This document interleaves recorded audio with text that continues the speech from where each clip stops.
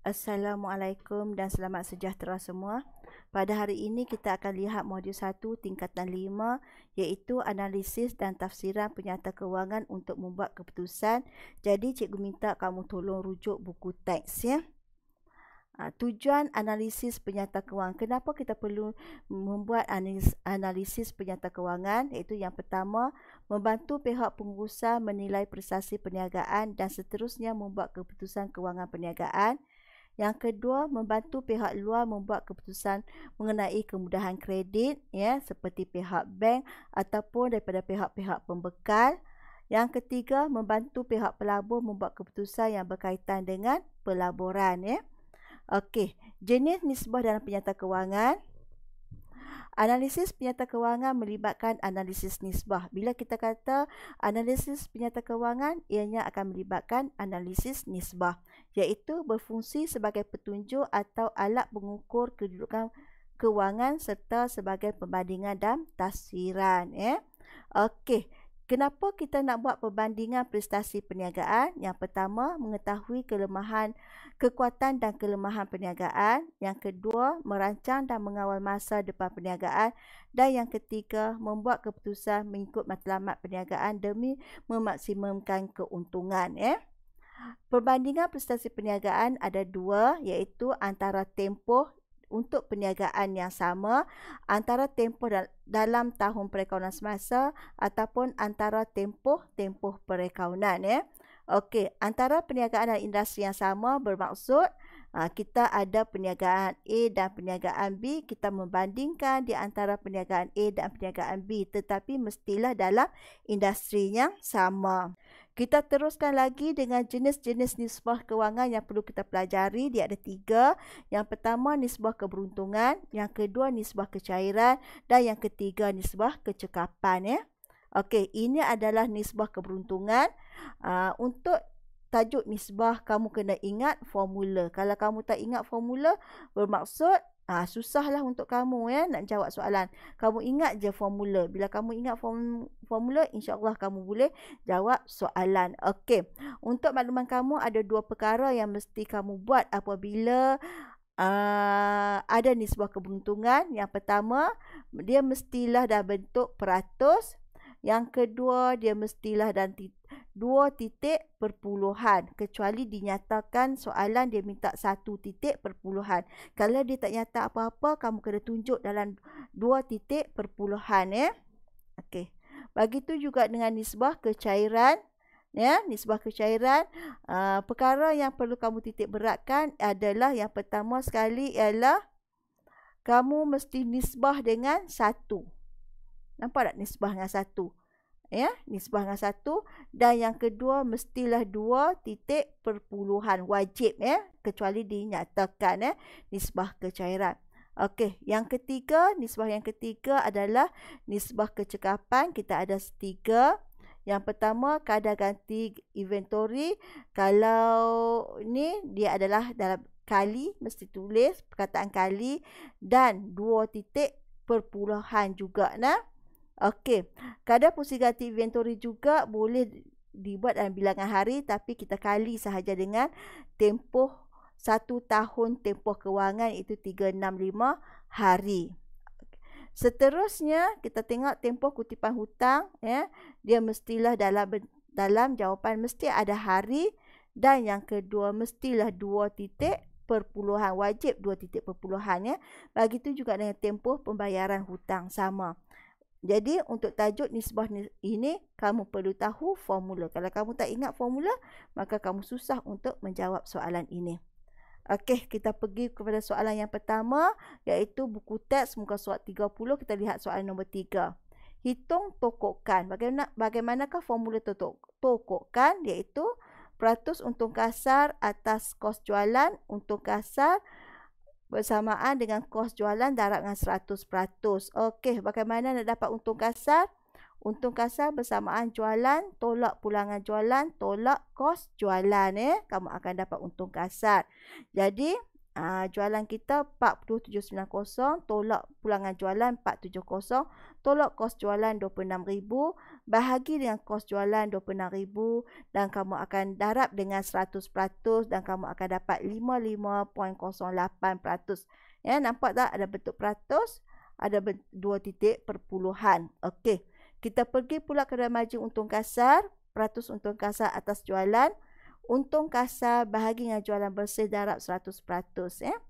Okey, untung kasar formula dia sama, jualan, tolak pulangan jualan 470, tolak kos jualan 26,000, bahagi dengan jualan bersih kita ialah 4790, ya, 4790, tolak pulangan jualan 470, ya. Kamu akan kali dengan 100% dan kamu akan dapat 35.52%. Okey. Perhatian, ni cikgu terangkan dah tadi, wajib tulis 2 titik perpuluhan kecuali diminta kepada 1 titik perpuluhan. Kalau soalan dia kata minta 1 titik perpuluhan, maka kamu bagilah 1 titik perpuluhan. Kalau dia tak nyata apa-apa, maka kamu perlu buat kepada 2 titik perpuluhan.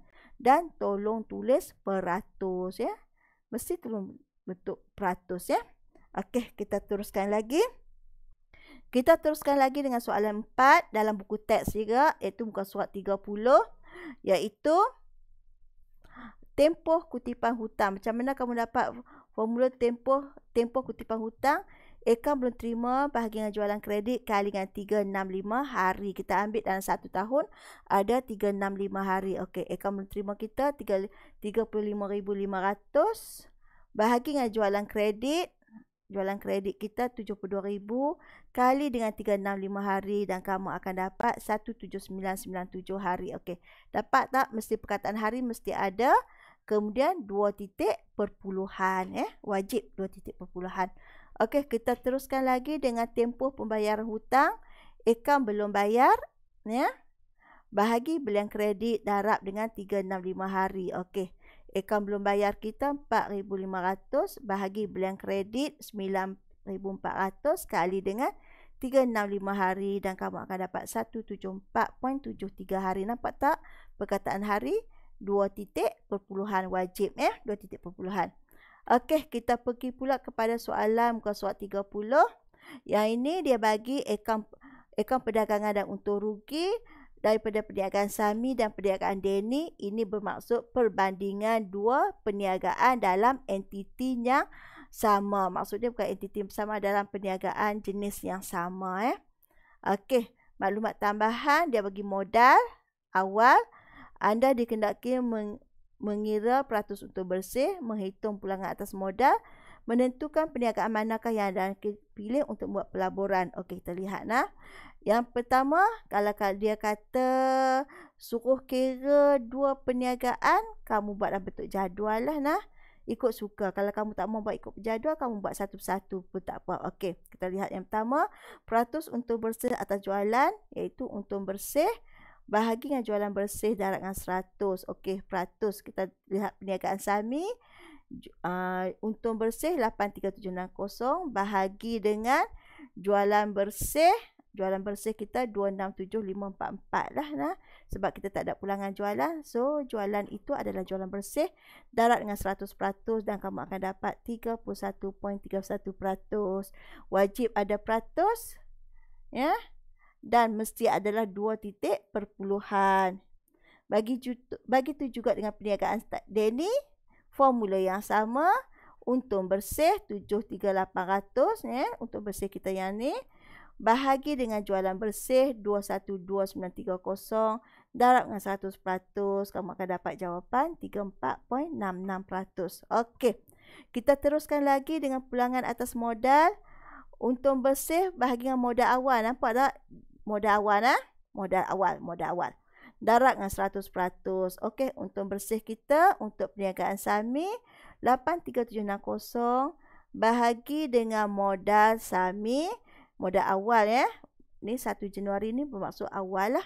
248,1000 darab dengan 100% dan kamu akan dapat 33.77%. Mesti ada peratus dan mesti ada 2 titik perpuluhan. Okey. Kita teruskan pula dengan perniagaan Denny. Formula yang masih sama, pulangan atas modal, untung bersih 73,800 bahagi dengan jual modal awal 170 darab dengan 100%, kamu akan dapat 43.41% ya. Mesti ada peratus dan 2 titik perpuluhan wajib ya. Okey, seterusnya kita lihat C ya. Menentukan perniagaan manakah yang dipilih untuk membuat pelaburan. Bila dia kata membuat pelaburan, maksud dia apa dia? Pelaburan kita kena tengok. Nampak tak pelaburan kita kena tengok apa dia? Pulangan atas modal. Kita kena rujuk pulangan atas modal. Jadi yang mana yang lebih tinggi? Di sini yang lebih tinggi adalah perniagaan Denny yang paling tinggi ya. Ini yang paling tinggi. Okey. Jadi jawapan dia perniagaan Denny. Okey, mesti ada. Ini wajib ada. Kerana pulangan atas modal lebih tinggi berbanding dengan perniagaan Sami. Mesti ada nama perniagaan. Kita pilih yang mana pulangan atas modal dan mesti ada perbandingan. Ini adalah jawapan yang lengkap ya. Okey, boleh nak? Baiklah, kita akan teruskan dengan soalan nombor 6 iaitu muka surat 31. Hitung kos jualan. Okey, kita lihat A nah. Hitung kos jualan. Macam mana kita nak dapat kos jualan? Ingat tak lagi kos jualan kita? Macam mana dapat kos jualan? Iaitu formula dia. Kos jualan bersamaan dengan inventory awal tambah belian tambah angkutan masuk tolak inventory akhir ya. Okey, inventory awal tambah belian tambah angkutan masuk tolak inventory akhir iaitu 12,450 tambah belian 135,531 ni. Kemudian tambah angkutan masuk 567 tolak inventory akhir 31 Disember ya. 15,680 dan kamu akan dapat kos jualan kita 132,868. Okey, kita pergi pula kepada soalan nombor 2. Kadar pusing ganti inventory, formula dia kos jualan bahagian inventory purata. Macam mana kita nak dapat inventory purata? Iaitu inventory purata bersamaan inventory awal tambah inventory akhir bahagi dengan 2. Okey, kos jualan kita dapat dah 132,868. Okey, inventory purata kita, inventory awal kita, mana inventory awal kita yang ini? Tambah inventory akhir kita bahagi dengan 2. Kamu akan dapat 132,868 bahagi dengan 14,065 dan kamu akan dapat 9.45 kali. Nampak tak ada perkataan kali? Kadar pusing ganti inventory mesti ada perkataan kali dan 2 titik perpuluhan. Okey. Kita teruskan pula dengan pulangan atas modal. Pulangan atas modal formulanya adalah untung bersih bahagi dengan modal awal darab 100%.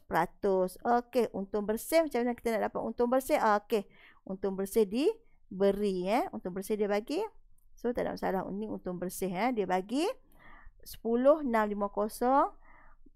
bahagi dengan modal awal. Modal awal pun diberi 95,000 darab dengan 100% dan kamu akan dapat 51.07%.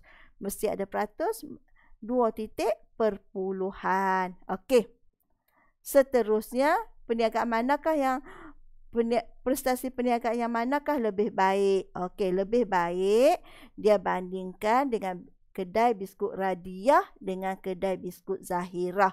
Jadi, yang kita boleh cari adalah kadar pusing ganti, yang ini yang pertama, ataupun yang kedua pulangan atas modal. Okey, kita lihat yang satu-satu. Kita lihat kadar pusing ganti inventory. Yang mana yang paling tinggi? Yang paling tinggi kedai biskut Zahirah.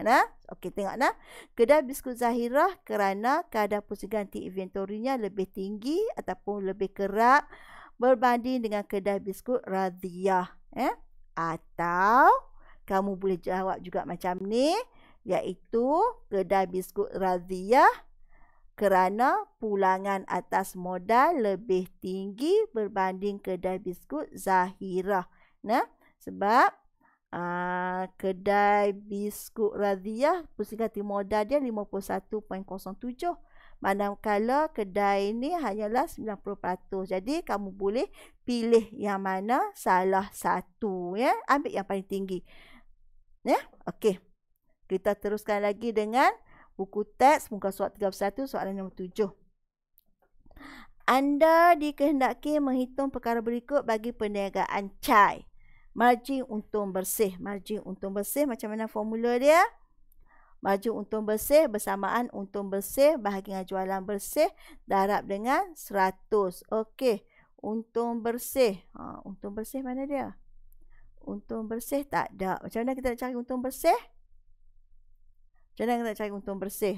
Untung bersih bersamaan dengan untung kasar 4,100 tolak apa? Tambah hasil tak ada, tolak pelbagai belanja 1240 Untung kasar tolak belanja 1240 dan kamu bahagi dengan jualan bersih. Jualan bersih kita 5,600 kali dengan 100%. Kamu akan dapatlah 51.07. Okey, dapat nah. Seterusnya kita teruskan pula dengan pulangan atas modal. Pulangan atas modal, formula dia pulangan atas modal bahagi dengan untung bersih. Untung bersih bahagi dengan modal awal darab dengan 100%. Untung bersih tadi kita cari dah untung kasar tolak pelbagai belanja, untung kasar tolak pelbagai belanja 1240 bahagi dengan modal awal. Mana modal awal? Modal awal yang ni 15,000. Kamu akan dapat 19.07%. Ada peratus 2 titik perpuluhan. Okey, kadar pusing ganti inventory pula. Formula dia macam mana? Kos jualan bahagi dengan inventory purata. Inventory purata. Macam mana cari kos jualan? Macam mana cari kos jualan? Kos jualan bersamaan jualan tolak untung kasar. Kos jualan tolak untung kasar. So, inventory purata pula macam nak cari? Inventory awal tambah inventory akhir bahagi dengan 2. So, kos jualan kita cari dapat 5,600 kos jualan yang terdiri daripada jualan 5,600 yang ini. Tolak untung kasar 4,100 bahagi inventory purata. Dan kamu akan dapat 0.52 kali. Perkataan kali dan 2 titik perpuluhan. Okey, kita teruskan lagi dengan jika anda seorang pelabur, perniagaan manakah anda akan pilih? Kalau seorang pelabur, kita akan lihat pulangan atas modal.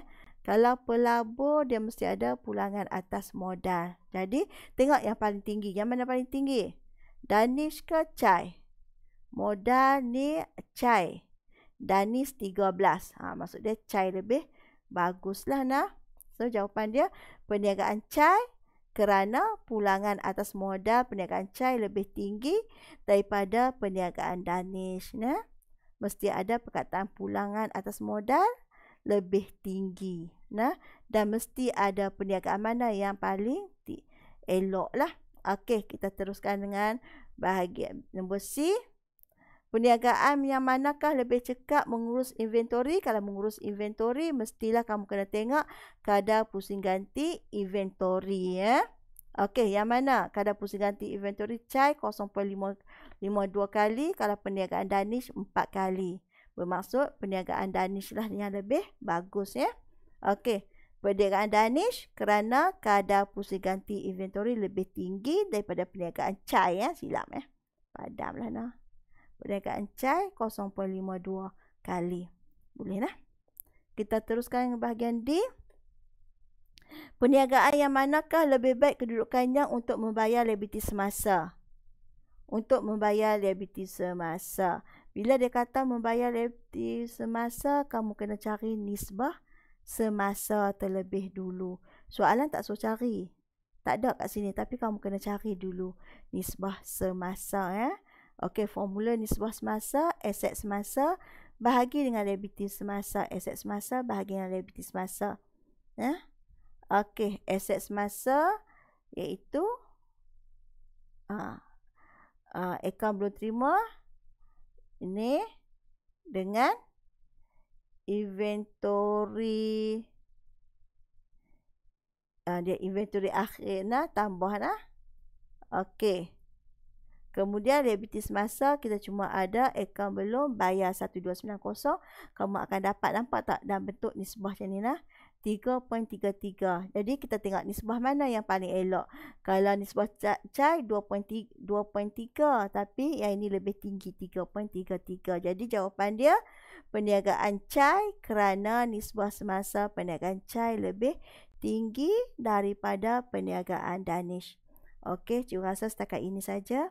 Selamat ulang kaji. Assalamualaikum dan jumpa lagi.